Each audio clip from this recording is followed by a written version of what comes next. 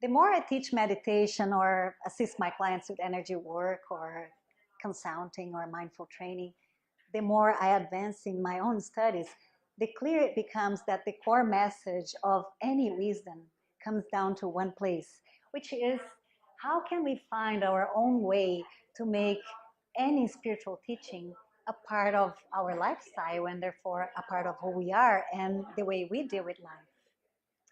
Life, as it has been said, is a constant process of evolution. So it's not a game of getting it done or getting it right.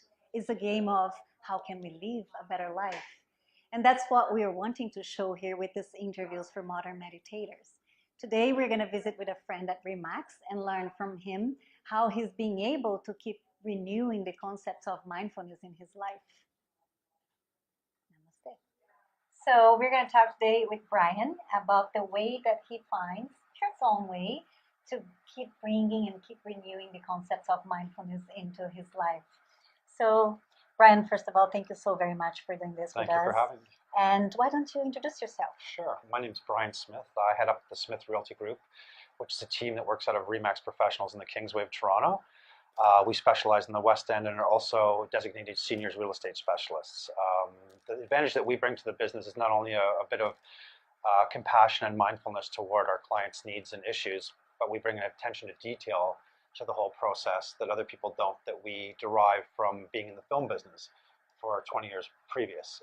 And as most people know, or anybody who's worked in that business, there's very little room for error, and it's all about attention to detail. So that's what we specialize in and bring to the table for our clients. That's wonderful. So from my understanding, I'm just assuming you have a very busy and sometimes challenging to deal with daily life. Yeah. Okay, so here's a question for you. How long have you been meditating for?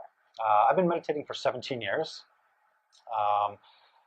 Off and on, but primarily every day, every morning. I find it's something I have to do. It's almost like putting armor on to get my head in the right place and get connected with my spiritual program, for lack of a better term. That's wonderful. So how does it work for you? How can you find in your own way to keep coming to that connection as life brings challenges towards you? I think I discovered many years back that obviously there's no shortage of insanity in my head as well as other people's, a lot of my clients. So I find connection and peace through getting between the thoughts. That's where my higher power or God or whatever you want to call it lives. And that's how I connect with that source, is getting between the thoughts in my head. So as my day gets chaotic or progressively more insane, I find it prudent that I stop in my tracks and reconnect and refocus, in which enables me to get perspective on things and realize that the problems that I'm dealing with or the problems that I have to encounter are really that big in the big picture, or that important in the grand scheme of life. So after so many years meditating, do you have your days when it's easier than others? Definitely. To connect with meditation or not? Yes, definitely. Some days it's a struggle. And I find more that it's a struggle at the initial stage to get into the meditation practice. Once I'm in there, I'm good, and I'm removed from all concerns and worries, and I'm 100% present. I think that's what the key is for me, to be when I'm 100% present and connected. People's problems or issues, or my problems and issues, don't have as much bearing or weight on me, and I can realize that there is an answer, a solution, and really how insignificant they are in the big picture.